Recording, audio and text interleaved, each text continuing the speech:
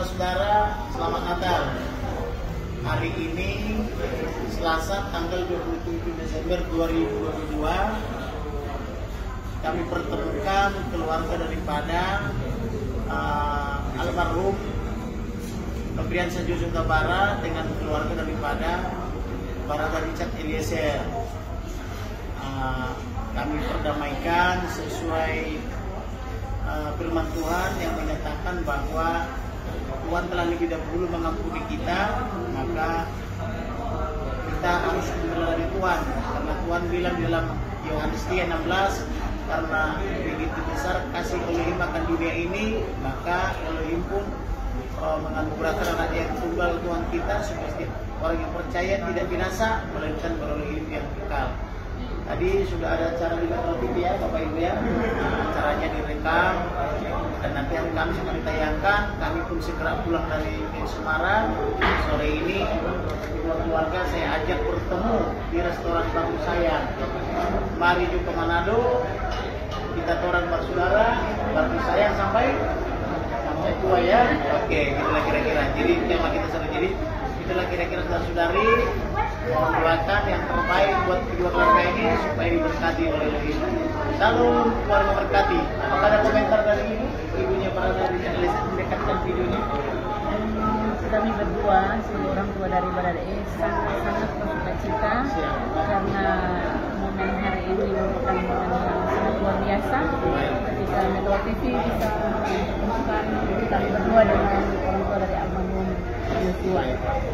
Memang semua ini sudah rencana dari Tuhan dan semoga kedepannya keluarga kami juga keluarga almarhum Joshua bisa menjadi satu keluarga. Saya pun percaya semua yang terbaik pada kami. Ini juga peran daripada Mbak Sylvia Iskandar yang dari beberapa bulan lalu berbicara dengan saya bagaimana kita konsep di hari Natal ini keluarga bisa bertemu.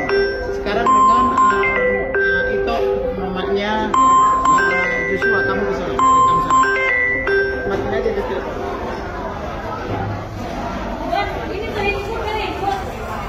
Apa komentar itu mengenai pertemuan ini? Ya, pertemuan ini sesuai dengan rencana yang diadakan oleh Metro atau Mbak Sylvia. Ya, semoga apapun yang diperbuat Richard di dalam kasus pembunuhan itu, dia siap seperti yang disaksikan dalam persidangan.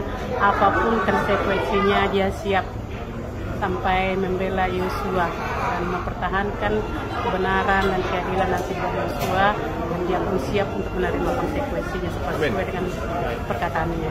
Baik, sekarang dengan wilayah saya Huta Barat diwawancara, ayo. Ayo Le, ada pernyataan atau pesan?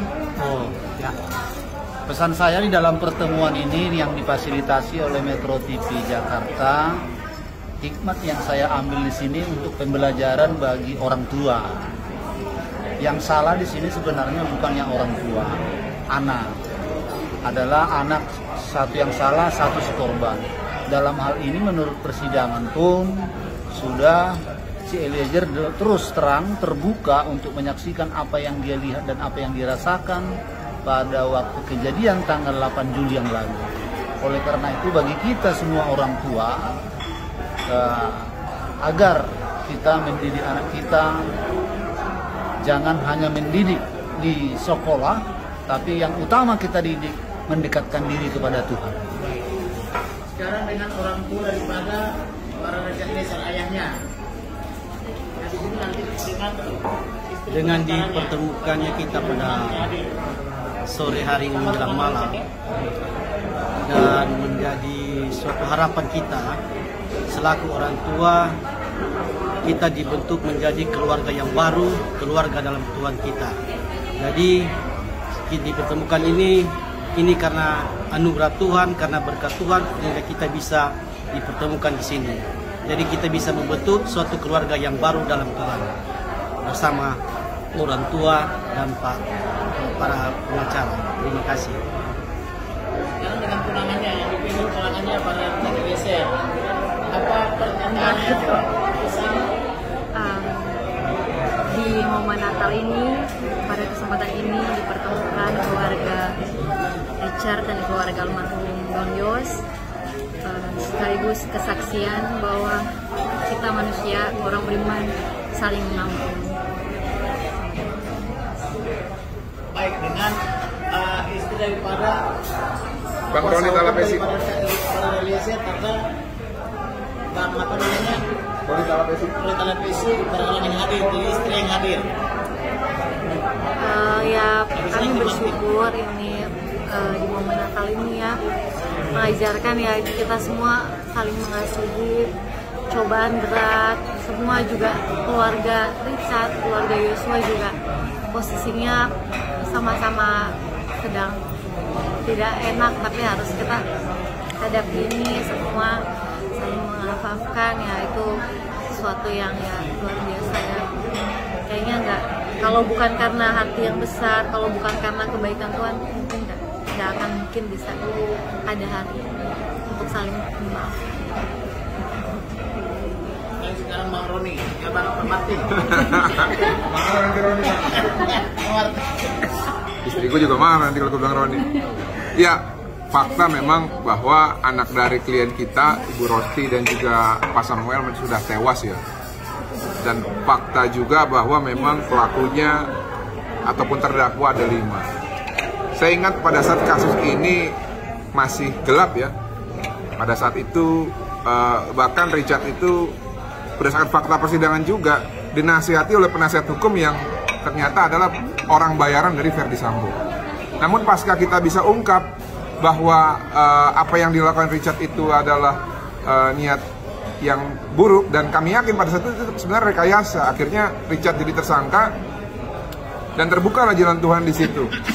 Kami waktu bertemu dengan Richard di Rumah Saguling pada saat rekonstruksi, di situ saya sampaikan kepada Richard, saya minta waktu sebentar sama Bang Roni, Bang boleh nggak saya ngomong sama Richard?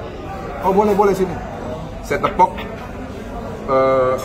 pundaknya begini, saya doain kamu berkata-kata jujur, jangan ada yang ditutupi, sampaikan yang sebenarnya, saya yakin pasti Tuhan akan tolong kamu. Dia mengangguk dan mengatakan, iya Bang, saya akan jujur nanti di depan persidangan. Dan dia sudah buktikan bahwa Richard Eliezer sudah mengatakan yang jujur, bahkan sudah berjanji di depan keluarga almarhum ya, dengan mengatakan dia meminta maaf, menyesal atas perbuatannya, dan juga akan bertanggung jawab. Dan bagian dari pertanggungjawabannya dia mengatakan akan membela untuk yang terakhir kali Yosua Huta Barat, abangnya. Saya pikir ini bukan hal yang bisa dianggap remeh-temeh ya, manakala lawannya ini adalah mantan jenderal dan juga penasihat hukum yang menurut orang-orang sih katanya beken ya. Bahkan Richard ini punya keberanian yang luar biasa untuk membantah setiap argumen-argumen sesat yang dibangun untuk merontokkan status di sini. Di sini hadir kedua keluarga untuk mempertegas bahwa apapun yang terjadi nanti, segala sesuatunya ya, kami yakin pasti Richard akan mendapatkan yang terbaik. Demikian dari saya. Terima kasih. Sebagai penutup ya, memang Tuhan melarang untuk membunuh. Tuhan bilang jangan membunuh, dan itu merupakan satu di antara 10 hukum Taurat. Kemudian di Alkitab juga ada beberapa peristiwa tentang perencanaan pembunuhan. Katakanlah misalnya perencanaan oleh Kain terhadap adiknya Habil karena rasa iri hati terkait dengan persembahan yang diterima dan tidak diterima. Kemudian terulang lagi perencanaan pembunuhan oleh Daud atau Raja Daud terhadap Uria karena ingin menguasai istrinya yang cantik. Kemudian atas peristiwa itu juga Tuhan memberikan hukuman sampai 4 keluarganya mati di tangan orang-orang pembunuh atau pedang. Tetapi Tuhan juga berbelas kasihan. Dari anak Daud lahir Salomo diberi kesempatan untuk membangun rumah Tuhan namanya Yerusalem. Kemudian Tuhan sendiri juga sangat sayang kepada umat manusia karena manusia diciptakan segambar dan serupa dengan Elohim. Kejadian 1 ayat 26-27. Oleh karena itu Elohim berfirman Di dalam Yohanes 3 ayat 16 mengatakan, karena begitu besar kasih Elohim akan dunia ini, sehingga Elohim menganugerahkan anaknya yang tunggal Tuhan kita, supaya setiap orang percaya tidak binasa, melainkan beroleh hidup yang kekal. Itulah tema Natal kita di akhir tahun 2022 ini. Semoga pertemuan ini diberkati oleh Elohim dan kedua belah pihak diberikan damai sejahtera, sehat lahir batin. Selamat Natal, selamat menjelang tahun baru. Elohim memberkati. Salam Horas. Ya. Saya pas nih.